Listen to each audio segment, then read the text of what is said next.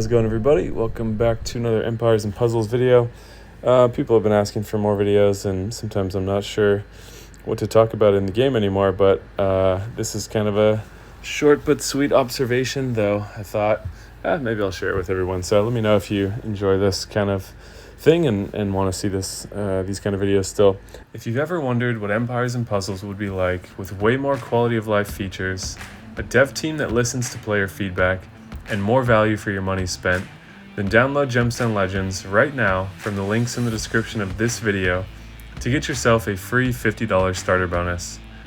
I know it can be intimidating to start a new game like this, but between myself and other great content creators, there are tons of tutorial videos out there to make playing Gemstone Legends a lot of fun. The fact that they offer a $50 starter bonus to new players and have such great quality of life features are two big reasons why over 50,000 Empires and Puzzles players have already made the switch. It's awesome, and I look forward to seeing you there. So, quick little introduction. Obviously, we're all familiar with the costume chamber. These are the continued revisions to Season 1 heroes. So if we go back, this is what, well, we're seeing it with the crazy limit break and the costume bonuses, but the original heroes in the game right here. And then they added the costume, the next costume, the tune costume. I think I might have double counted one of these, but anyways, we've ended up on the glass costumes. And what I thought was interesting, I have been free to play for over a year now, and I just got this costume from a free pull. And I was like, oh, that's interesting. Let me see if this seems worth leveling up. I'm like, yeah, that looks pretty good. And I looked at what the costume bonus was, and many of you have probably seen this already, but I thought it was particularly interesting in the context of thinking, what have they had to do with the costume bonuses to catch the original heroes up with where we are now? So, like, if we look at the limit broken stats, which is the one I was looking at. Yeah, I guess we'll look at the glass one here since that's the most recent. 2100 attack is pretty crazy.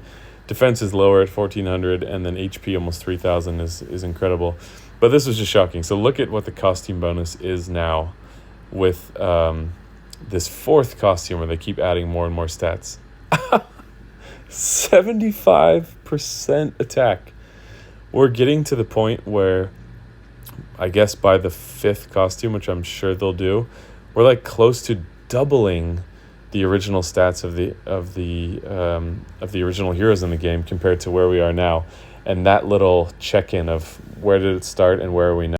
You know, in addition to adding emblems and limit breaks and double limit breaks and all that kind of stuff, just looking at where the stats, what the bonuses need to be to make these original heroes competitive in the current meta. Obviously, the passive is a huge part of it, and you know their stats are actually quite high, but I think they're pretty close to being on par with what the new heroes are. So anyways, just kind of shocking to see that the original heroes need to almost have their stats doubled to be competitive with the current heroes. So anyways, that's all I wanted to point out. It just kind of blew my mind when I saw that.